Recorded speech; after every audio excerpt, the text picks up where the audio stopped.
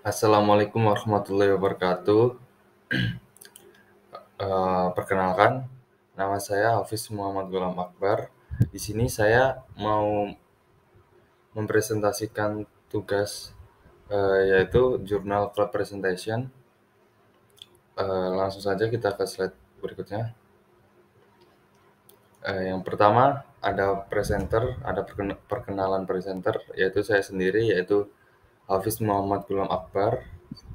Saya ada di Teknik Kimia angkatan 2022 dengan nomor induk mahasiswa 12 Saya lahir di Surabaya pada tanggal 22 Juni 2004. Kebetulan juga saya asli dari Surabaya. Lanjut untuk informasi tugas sendiri. Di sini judul presentasi yang akan saya bawakan yaitu presentasi jurnal tentang turunan asam karboksilat. Lalu topiknya ada karboksilit asid derivatif atau turunan asam karboksilat. Lalu institusi tempat saya belajar yaitu di UPN Veteran Yogyakarta, di Fakultas Teknik Industri, jurusan Teknik Kimia. Sekali ini saya akan mempresentasikan tugas dari mata kuliah Kimia Organik dengan dosen pengampu Bapak Dr. Heri Septiakusuma, SSI, MT. Lalu ada deskripsi jurnal yang akan saya review karena berhubung tugas ini adalah tugas review jurnal. Maksud saya tugas review artikel dari salah satu jurnal. Jurnal yang saya ambil, artikel yang saya ambil berasal dari Journal of Molecular Structure dengan nama artikel Hydrogen versus Halogen Bonding in Crystal of 2.5 Dibromothiophene Tricarboxylate Acid Derivative. Tahun dirilisnya artikel ini pada tahun 2022 dengan penulis ada Sergei V. Baikova, Artem V. Semenova, Sofia I. Presnukina, Alexander S. Novikova, Anton A. Setnev, dan juga Vadim P. Boyarsky. Ya, yang pertama di sini ada latar belakang mereka para penulis yang tadi saya sebutkan untuk melakukan penelitian ini. Latar belakang mereka yaitu latar belakang penelitian ini adalah untuk memahami persaingan antara ikatan hidrogen dan halogen dalam kristal turunan asam 2,5 dibromothiophene 3-karboksilat. Ikatan hidrogen dan ikatan halogen adalah jenis interaksi non-kovalen yang penting dalam kimia supramolekul dan rekayasa kristal.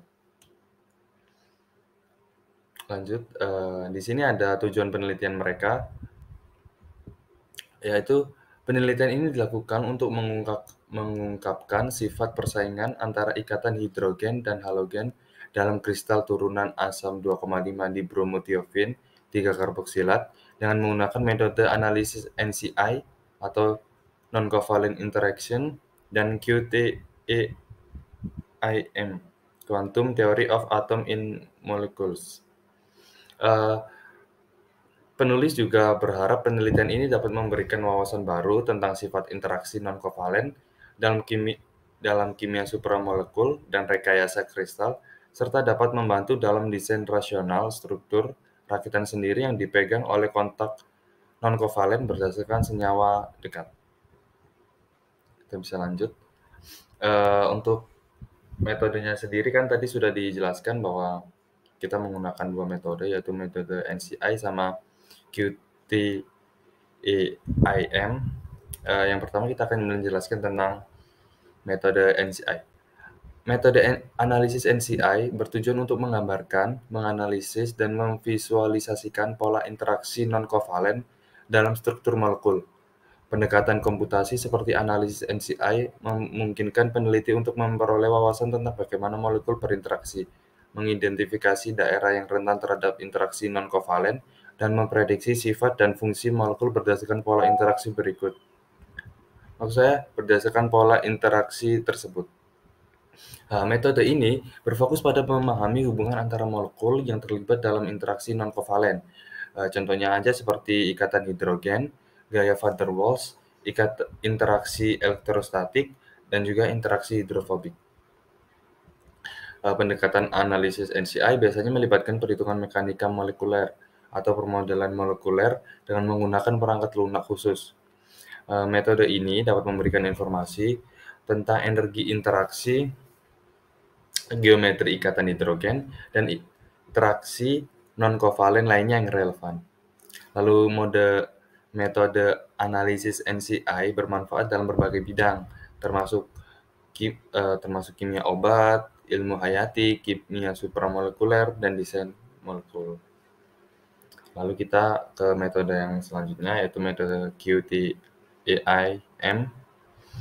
Pendekatan teoritis. Metode QT-AIM adalah pendekatan teoritis yang digunakan dalam kimia komputasi untuk memahami dan menganalisis sifat kimia molekul berdasarkan teori kuantum. Metode QT-AIM fokus pada analisis topologi, struktur elektronik molekul, khususnya distribusi elektron dan interaksi elektron dalam sistem molekul. Metode ini mengasumsikan bahwa molekul dapat dipecah menjadi serangkaian atom, dan bahwa sifat kimia molekul bergantung pada atom-atom yang membentuknya, serta interaksi antara mereka. Metode ini berdasarkan pada prinsip bahwa sifat kimia dapat dijelaskan melalui struktur elektronik di sekitar inti atom dan interaksi antara inti-inti atom. Dalam metode ini juga, struktur elektronik molekul direpresentasikan dalam bentuk daerah elektron yang disebut domain elektron atau basin. Atau basin elektron maksud saya. Domain elektron ini dihasilkan dengan menggunakan konsep orbital molekul dan kerapatan elektron yang dihitung secara kuantum. Selanjutnya, analisis topologi dilakukan pada distribusi kerapatan elektron untuk mengidentifikasi dan menggambarkan interaksi antara domain elektron seperti ikatan kovalen, ikatan hidrogen, dan interaksi non-kovalen. Metode ini dapat memberikan pemahaman yang mendalam tentang struktur molekul, sifat ikatan kimia, stabilitas molekul, dan reaktivitas kimia. Ini dapat digunakan untuk menganalisis sifat ikatan, muatan parsial atom, kepadatan elektron, dan banyak parameter kimia lainnya yang relevan. Metode ini juga banyak diterapkan dalam berbagai bidang. Contohnya saja bidang yang sedang kita pelajari yaitu kimia organik, ada juga kimia anorganik, dan juga kimia fisika.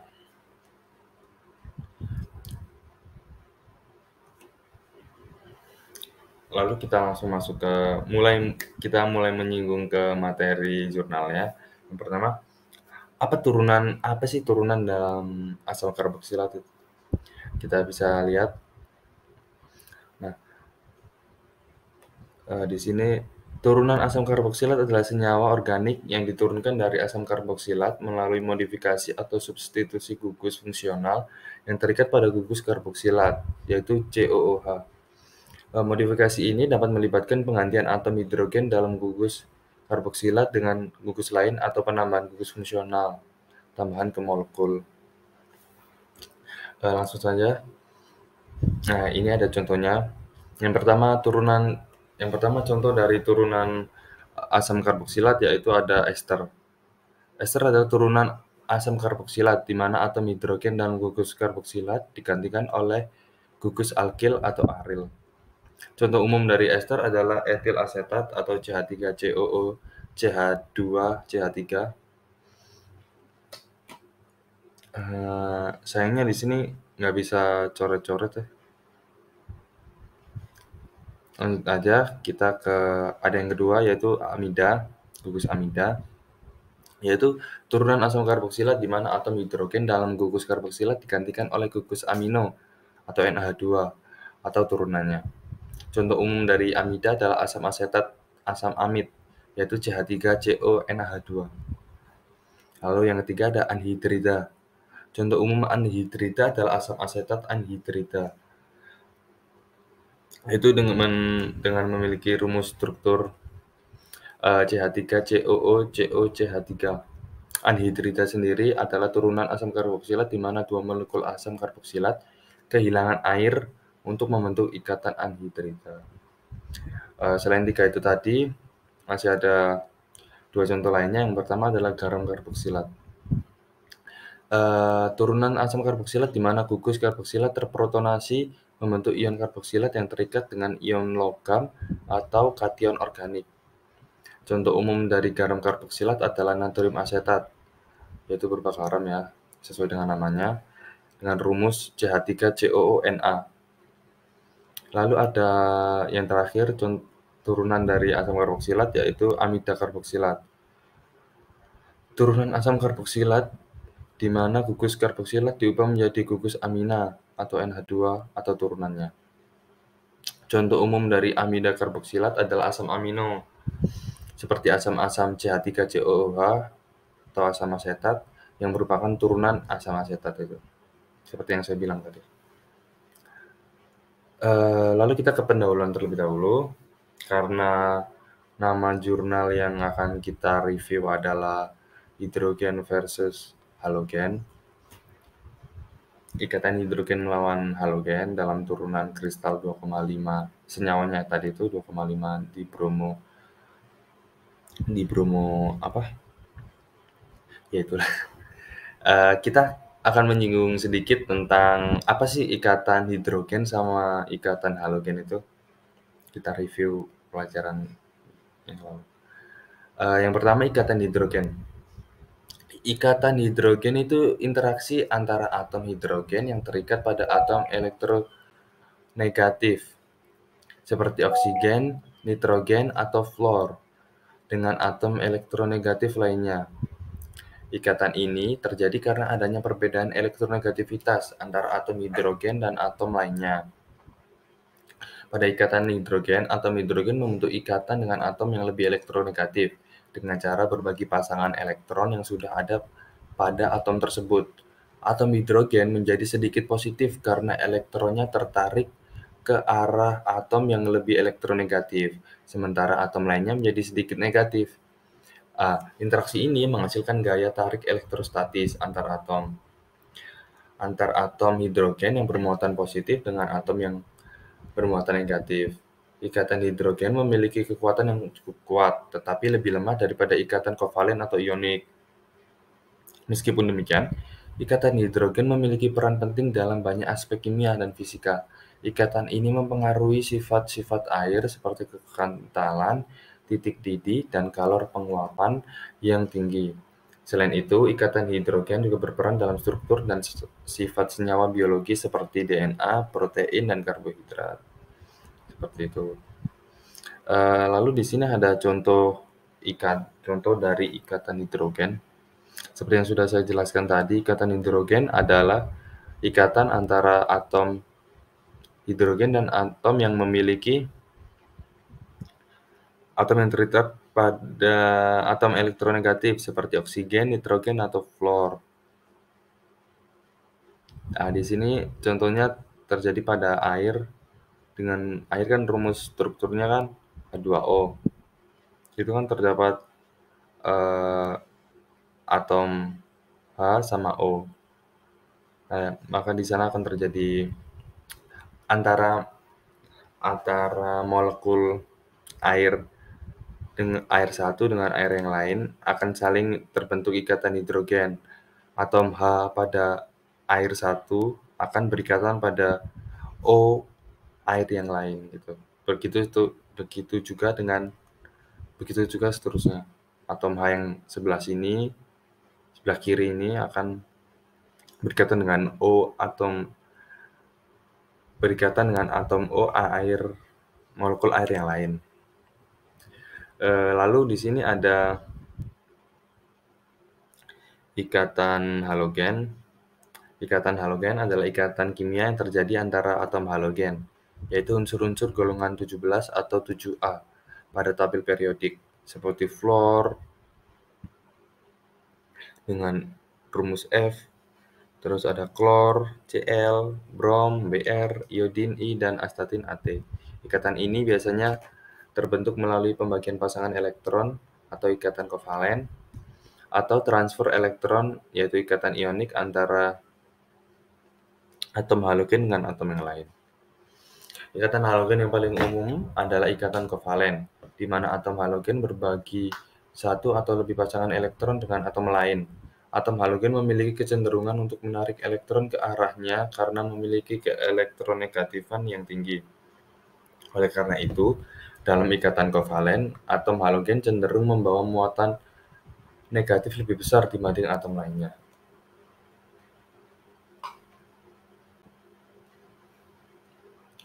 Atom halogen memiliki kecenderungan untuk menarik elektron ke arahnya karena memiliki keelektronegativan yang lebih tinggi. Kita lihat contohnya. Di sini ada HF, di mana F adalah salah satu dari halogen karena berada di golongan 7A di sistem periodik, tabel periodik, berikatan dengan hidrogen. Seperti yang tadi, atom F di senyawa HF1 akan berikatan dengan atom H di senyawa HF2. Begitu pula sebaliknya, atom F2 akan berikatan dengan atom H pada senyawa HF yang lain. Begitu seterusnya.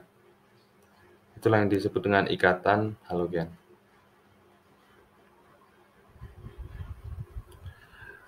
Lalu pada percobaan kali ini, pada bahan penelitian di jurnal ini, metode apa sih yang digunain? Seperti yang udah aku jelasin di awal, metode yang digunain di penelitian ini ada dua, yaitu ada NCI yang mempunyai kepanjangan non-covalent interaction, sama QTAIM, yaitu Quantum Theory of Atom in Molecule. Lanjut, analisis NCI digunakan untuk memvisualisasikan interaksi non-kovalen dalam kristal turunan asam 2,5 dibromothiofen 3 karboksilat. Sedangkan QTAIM digunakan untuk menghitung parameter kuantitatif dari interaksi non-kovalen seperti kepadatan elektron dan gradien densitas elektron. Nah, metode ini digunakan untuk memahami persaingan antara ikatan hidrogen dan halogen dalam kristal turunan asam 2,5 dibromothiofen 3 karboksilat. Dengan menggunakan kedua metode ini, penelitian ini dapat memberikan wawasan baru tentang sifat interaksi non-kovalen dalam kimia supramolekul dan rekayasa kristal serta dapat membantu dalam desain rasional struktural bikitan sendiri yang dipegang oleh kontak non-kovalen berdasarkan senyawa dekat. Lalu ada langkah percobaan yang dilakukan oleh para penulis untuk melakukan penelitiannya. Yang pertama ada proses sintesis. Di penelitian kali ini terdapat beberapa proses sintesis, bukan cuma satu atau dua, tapi banyak. Yang pertama adalah sintesis metil 2,5 dibromothiofen 3 karboksilat. Larutan 2,5 dibromothiofen 3 karbonil klorida dengan massa 3 gram dengan konsentrasi 11 milimol dalam metanol sebanyak 15 mili direflux selama 12 jam. Kemudian didinginkan hingga suhu ruang atau room temperature. Endapan yang dihasilkan dikumpulkan dengan penyaringan atau filtrasi, dicuci dengan metanol dingin dengan volume 20 mili dan dikeringkan di udara pada suhu 50 derajat Celcius. Lalu senyawa diperoleh dengan hasil 56% dengan berat 1,57 gram sebagai padatan putih. Lalu yang kedua, sintesis yang kedua ada sintesis fenil 2,5 dibromothiofen 3 karboksilat. Dilakukan dengan cara larutan 2,5 dibromothiofen 3 karbonil klorida dengan berat 332 mg dengan konsentrasi 1,09 milimol. Secara perlahan ditambahkan ke larutan fenol yang didinginkan dengan massa larutan fenolnya 102 mg dengan konsentrasi 1,09 milimol dalam piridin sebanyak 10 mili pada suhu 0 derajat. Lalu campuran reaksi diaduk pada suhu 50 derajat selama 3 jam.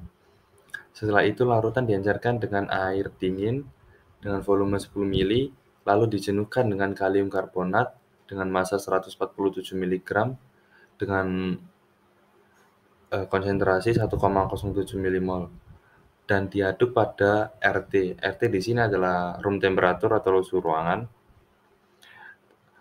Diaduk pada RT atau room temperature selama 15 menit. Endapan yang dihasilkan disaring, dicuci dengan air dingin sebanyak 5 ml, dan dikeringkan di udara pada suhu 50 derajat Celcius. Senyawa diperoleh dengan hasil 75% dengan massa 270 mg sebagai padatan putih. Lalu ada sintesis yang ketiga, yaitu ada sintesis 2,5 dibromo N-phenylthiophenol 3-karboksamida. Dilakukan dengan cara larutan 2,5 dibromothiofen 3-karboniklorida dengan massa 300 mg dan konsentrasi 1,1 milimol ditambahkan dan didinginkan sampai 0 derajat pada larutan anilin sebanyak 0,11 ml dan konsentrasi 1,2 milimol. Dan TAA sebanyak 0,14 ml dan konsentrasi 1,4 milimol dalam DCM 5 ml. Campuran reaksi diaduk pada 0 derajat selama 10 menit, kemudian dihangatkan menjadi RT atau room temperature, suhu ruangan, dan diaduk selama 2 jam. Kemudian campuran reaksi diencerkan dengan air dingin 10 mili. Dapat dihasilkan dikumpulkan dengan penjaringan atau filtrasi, lalu dicuci dengan air dingin sepanjang 10 mili dan dikeringkan di udara pada suhu 50 derajat Celcius. Senyawa diperoleh dengan hasil 72% dengan berat 260 mg sebagai padatan putih. Di sini ada kata-kata yang mungkin agak asing, yaitu ada TEA dan juga DCM. TEA sendiri itu adalah trietilamina, yaitu senyawa organik yang digunakan sebagai basa kuat dalam berbagai reaksi kimia. Dalam proses ini, TEA digunakan sebagai basa untuk membantu mengkatalis reaksi dan menghasilkan produk yang diinginkan. Lalu ada DCM yang tadi. DCM sendiri adalah singkatan dari diklorometana. DCM adalah pelarut organik yang biasanya digunakan dalam reaksi kimia karena kelarutannya yang baik untuk beberapa senyawa organik dan kemampuannya sebagai pelarut ekstraksi.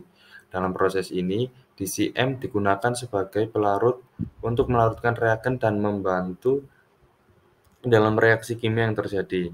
Jadi, TEA berfungsi sebagai basa untuk katalisis reaksi, sementara DCM berfungsi sebagai pelarut untuk melarutkan reagen dan menyediakan media reaksi yang sesuai. Seperti itu. Lalu sintesis yang terakhir ada sintesis antara 2,5 dibromothiofen 3-YL dan juga thiomorpholino metana.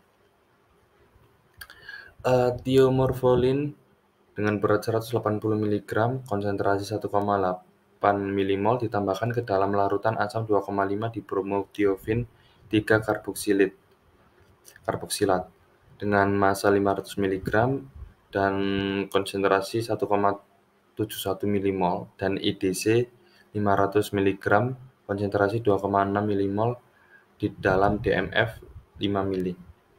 Campuran reaksi diaduk pada RT room temperature selama 12 jam. Kemudian diencerkan dengan air dingin sebanyak 10 mili. Endapan yang dihasilkan dikumpulkan dengan penyaringan, dicuci dengan air dingin sebanyak 10 mili dan dikeringkan di udara pada suhu 50 derajat Celcius. Senyawa diperoleh dengan hasil 32% dengan berat 119 mg sebagai padatan putih. Lalu yang kedua adalah penentuan struktur X-ray.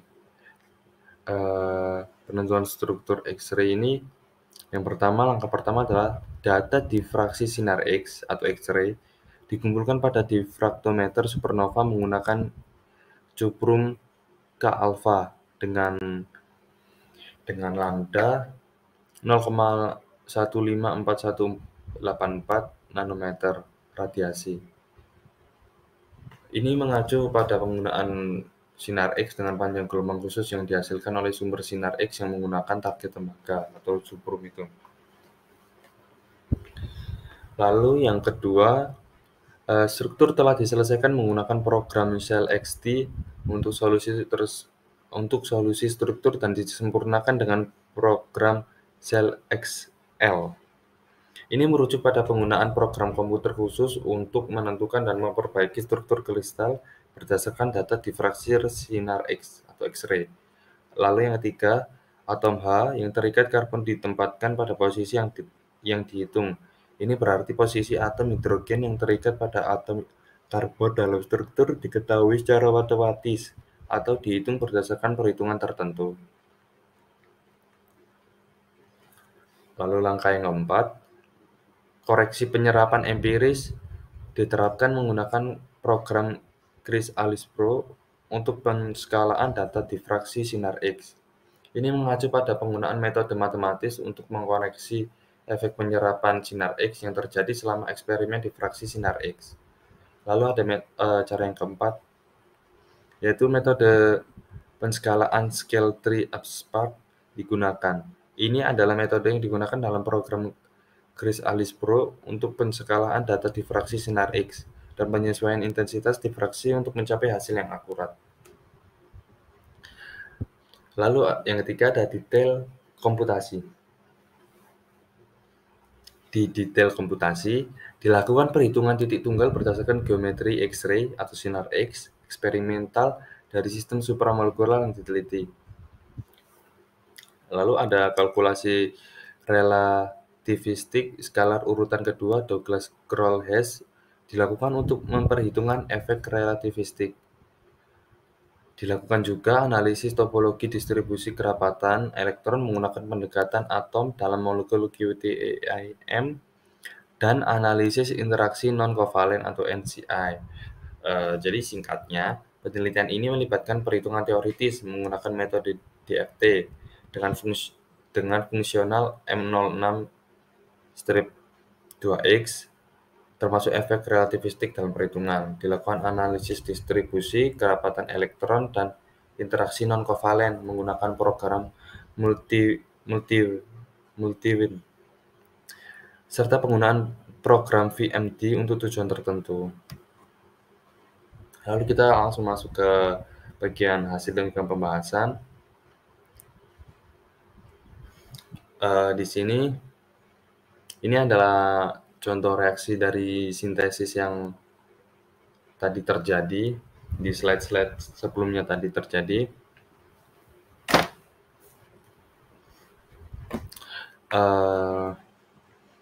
Di sini, di senyawa nomor 1, ini adalah senyawa 2,5 di bromothiophene. Lalu, jika ke arah kanan, maka akan direaksikan dengan tionil klorid yang akan menghasilkan senyawa intermediate 2,5 di bromothiophene 3 chloroformiat. Lalu jika direaksikan lagi ditambah dengan metanol, lalu di reflux selama 12 jam, maka akan menghasilkan senyawa dengan kandungan seperti senyawa nomor 8 dengan kandungan 56%. Sedangkan jika senyawa intermediate itu direaksikan dengan fenol dan dalam piridin juga pada suhu 0 derajat selama 10 menit, juga pada suhu 50 derajat selama 3 jam, diaduk selama 3 jam, kalau nggak salah tadi, maka akan menghasilkan senyawa seperti nomor 9 dengan persentase 75%.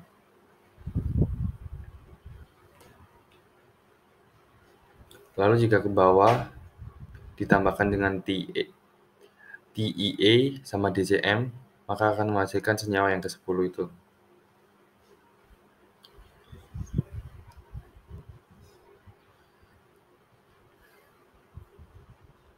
Untuk yang ke bawah, Untuk yang senyawa ke-11 itu hasil sintesis dari 2,5 hasil sintesis dari 2,5 dibromothiofen yang direaksikan dengan IDC, DMF pada suhu ruang untuk room temperature dan selama 12 jam. Selama 12 jam itu tadi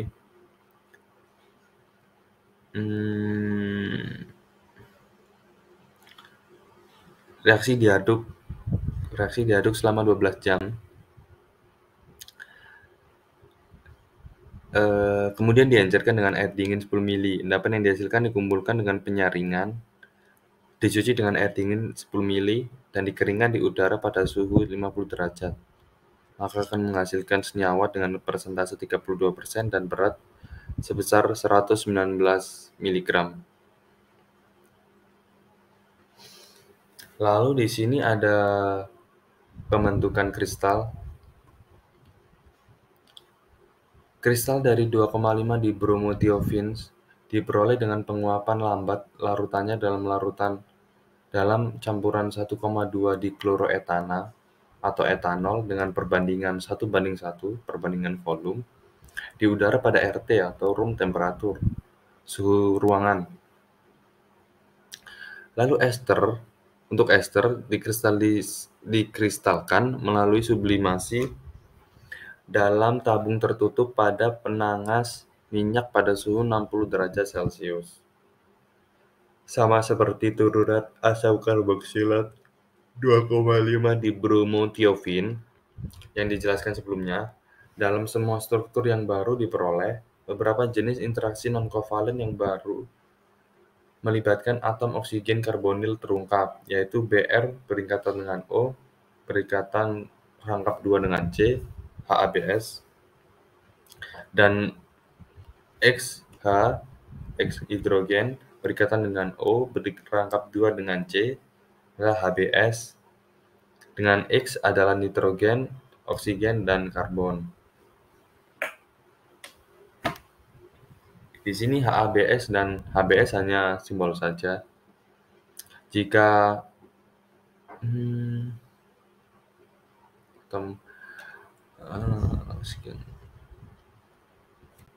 kita lanjut, di sini ada yang Br berikatan dengan O, rangkap 2 dengan C, HBS in structure of 2.5 dibromothiophins. Di gambar 2 ini menunjukkan struktur kristal dari senyawa turunan asam 2,5 dibromothiofen 3 karboksilat yang diteliti. Gambar ini menunjukkan interaksi non-kovalen antara atom karbon dari cincin thiofen dengan atom brom dari oksigen dari gugus karboksilat.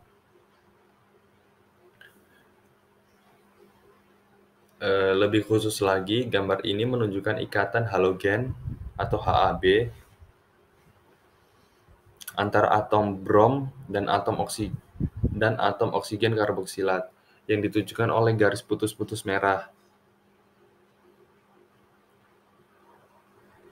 Jadi O1 itu adalah atom oksigen karboksilat, sedangkan Br2 itu adalah atom bromida, atom brom. Ikatan ini merupakan salah satu jenis interaksi non-kovalen yang terjadi dalam kristal tersebut dan memiliki sifat-sifat khusus seperti kepadatan elektron dan gradien densitas elektron yang tinggi. Gambar ini juga menunjukkan parameter geometris C berikatan dengan Br, ikatan halogen, O berangkap 2 dengan C dalam kristal tersebut, yang dijelaskan lebih lanjut dalam tabel 1. Jadi sekarang kita langsung saja menuju ke tabel 1.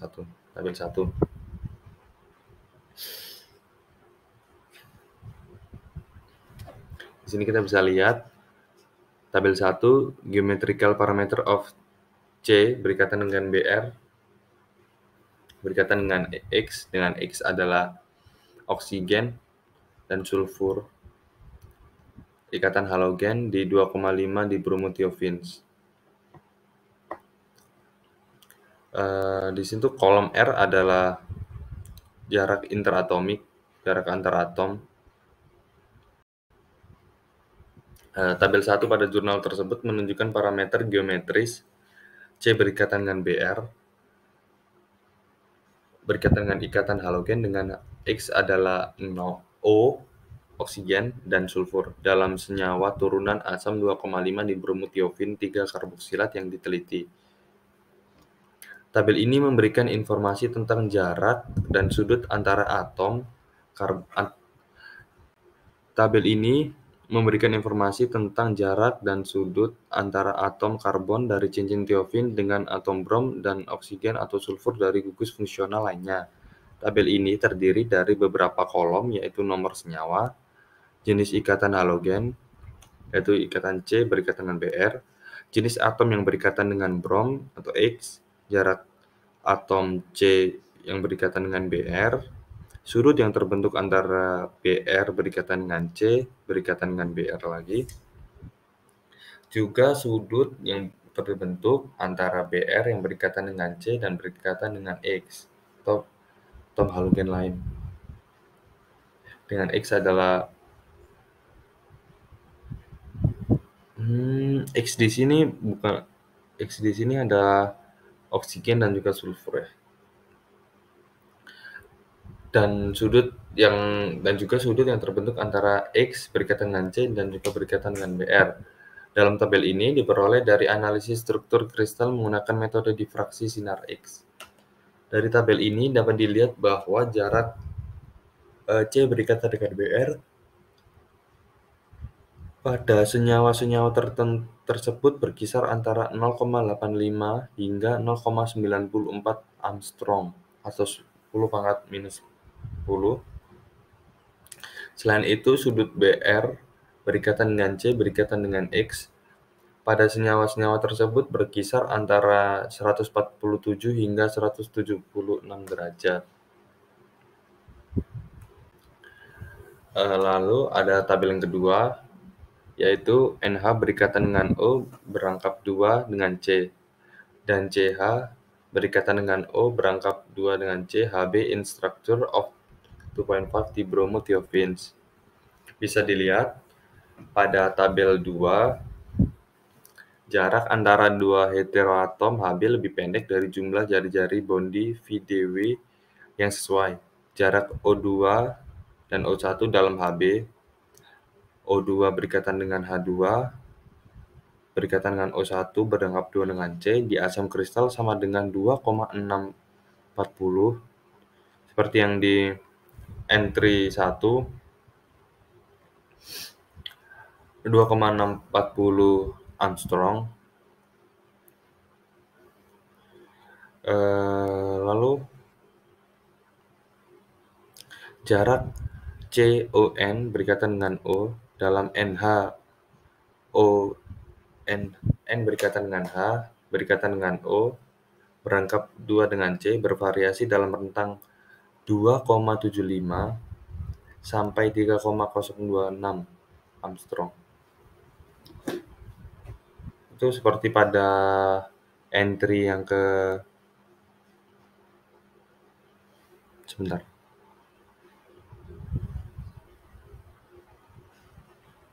Ada. Dalam kristal amida, oksigen karbonil membentuk dua ikatan hidrogen dengan dua atom H dari gugus amida yang berbeda.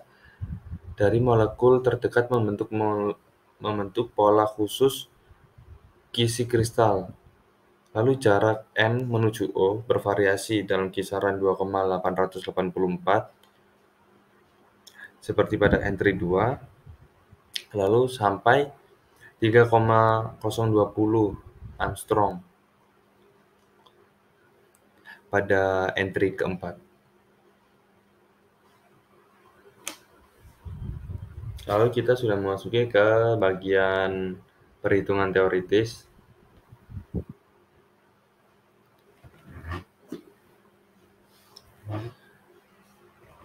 Di perhitungan teoritis ada dua perhitungan, kan kita pakai dua cara, jadi ada dua perhitungan. Yang pertama kita menggunakan QTEIM, yaitu analisis QTEIM menunjukkan adanya titik kritis ikatan yang tepat untuk interaksi non-kovalen dalam model sistem supramolekul yang diteliti dan masing-masing hanya menampilkan Hb atau HAB, sedangkan dan termasuk Hb dan HAB secara bersamaan. Magnitudo rendah kerapatan elektron berkisar antara 0,006 sampai 0,019 AU. Nilai positif kerapatan elektron Laplacian berkisar antara 0,023 sampai 0,093 AU, dan kerapatan energi positif mendekati 0, yaitu berkisar antara 0,001 sampai 0,004 AU. Dalam BCP ini tipikal untuk interaksi non-kovalen. Bisa dilihat sendiri di sisi sebelah kiri terdapat tabel ketiga.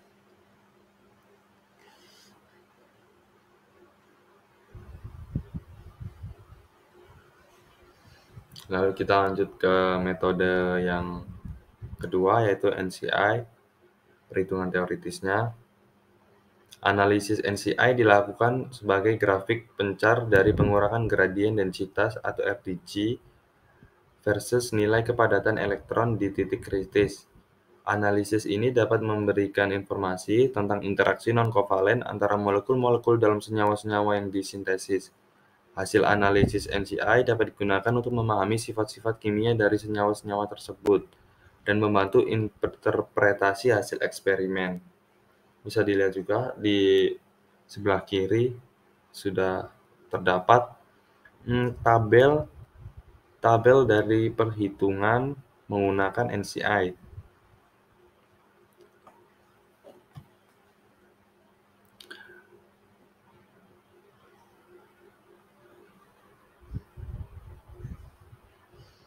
Lalu ada kesimpulan dari persamaan ini. Yang pertama, investigasi kontak non-kovalen untuk atom oksigen karbonil dalam kristal turunan asam 2,5 bromotiofena 3 karboksilat, termaksud struktur yang belum terdeskripsikan sebelumnya dilakukan. Kami menemukan keteraturan dalam pembentukan ikatan hidrogen atau halogen tergantung pada keberadaan Hb donor yang kuat dalam struktur senyawa yang mengkristal. Lalu, ikatan hidrogen antara atom oksigen karbonil dan atom hidrogen amida, asam CO, NHO berangkat 2 dengan C atau COOH OC terbentuk dalam kristal senyawa 1-5 dan juga 10, sedangkan BRO ikatan halogen terjadi pada kristal 6-9.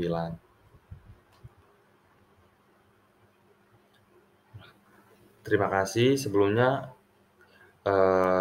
Mohon maaf jika ada salah kata yang saya sebutkan, mungkin ada kekurangan-kekurangan yang saya tidak sadari maupun saya sadari, ada salah kata yang sengaja maupun tidak sengaja.